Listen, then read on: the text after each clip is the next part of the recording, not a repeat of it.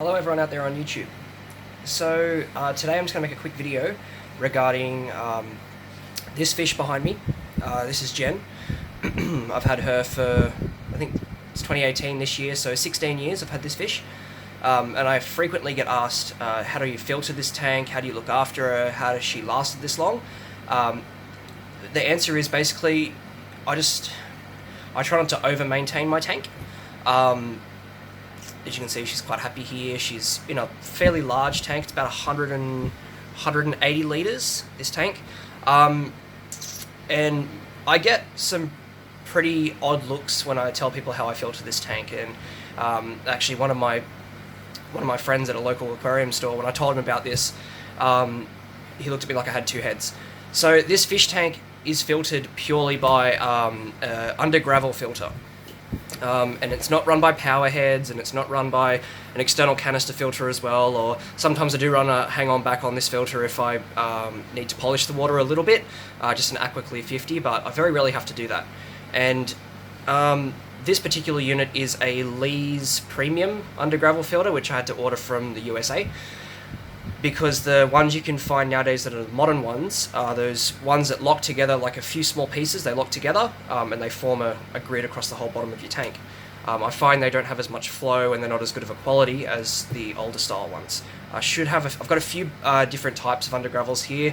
I've unboxed and used many different brands of undergravels, and I've found they all work really well. Depending on how you set them up. Most people seem to have trouble in the initial stages or when they're maintaining them.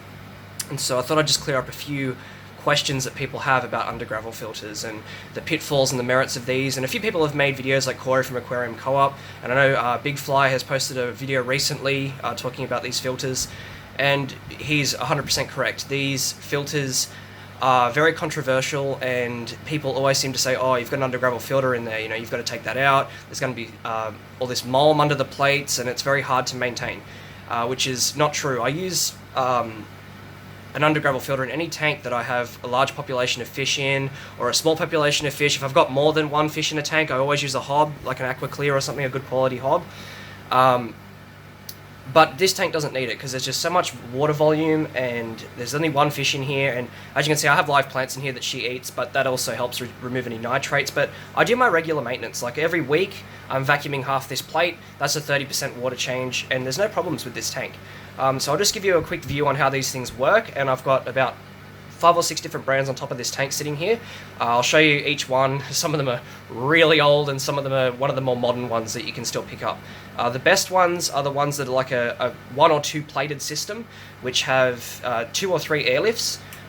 The ones that are the locked together ones, as I said, are not enough flow. I find they clog in between the gaps, which are really hard to clean. But I'll show you some of the older ones. Some of these are American, some of these are the Australian ones that I've collected over the years, and yeah, as I said, these have worked really well for me. So I'll get into this. So this one here is this particular unit here. You have to forgive me, I'm filming in selfie mode, very impromptu video. This one here is the Lee's Premium Undergravel Filter. Alright, so this is an American made unit. This particular one's probably about 12 years old, roughly. It's not as old as the tank. The one that was in the tank originally did break. A bit of aquarium salt, and you know, me being a bit brutal with them over the years has caused them to crack. But this particular unit is running really well. As you can see, there's an airlift in the corner here. The trick to having them is to have the airlift just touching the surface of the water so that it breaks the surface tension and aerates the water really well. As you can see, this is Jen, 16 this year. She's really happy. The water is spotless, and I really don't have to do much to this tank. So there's one airlift in the corner there, and another one in this corner here, right? And that's run off a Elite 801 dual air pump from like the 1990s, but it still works. So, you know, don't replace things if they don't need to be. You know, don't break what doesn't need to be fixed. So up here, I've got a few different brands. So this particular one, I'm not sure of its origin. It's a relatively old unit, and you know, it's I think the brand is, where's the brand on this one?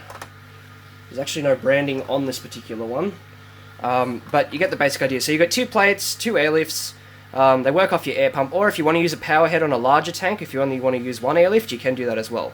So I've got this one. It's a slightly older unit. What else have I got here? This is a really old unit. This one's from, I think, the late 60s, early 70s. This one I don't think has a brand either. Lots of these units didn't. The box is upside down.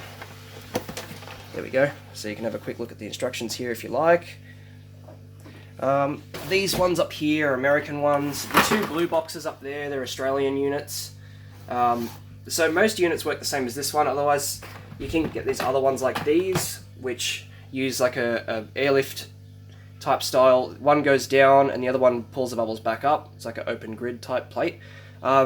People always complain that, oh, if you have fish that, will dig, they're going to dig up the undergravel filter and cause bypass of your media. But if you have these type units with the flat surface, that can happen, but I actually tend to use the ones that are a bit like this one up here.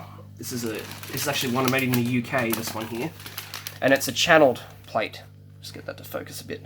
There we go, so you've got channels here. So the fish have a hard time digging the gravel out of in between these channels. This is a super one, you can get these on eBay. These ones are pretty good for a modern unit, but these other ones, there is some fluted ones up here and some flat plate ones, but these ones are going to be harder to find as I've collected these over like probably 8 or 10 years or so. So anyway, that's my rant about undergravels. With these, they do take a long time to cycle. I find that if you're running these with an external power filter or some other type of filtration media, I find that cycles first, and then people take that off or they clean that filter, and then the undergravel hasn't had much of a chance to cycle itself in at that period of time. So take your time with them. You do not need to remove these plates ever, really. Just do a good gravel vacuum. And you won't need to remove those plates because the gravel vacuum is enough to remove the mold from underneath here. If you want to make sure there's definitely nothing under there, you can put the siphon tube down the lift tube and that will pull out anything that's sitting underneath the plates. Anyway guys, that's my rant. Alright, I'll talk to you guys in the next one.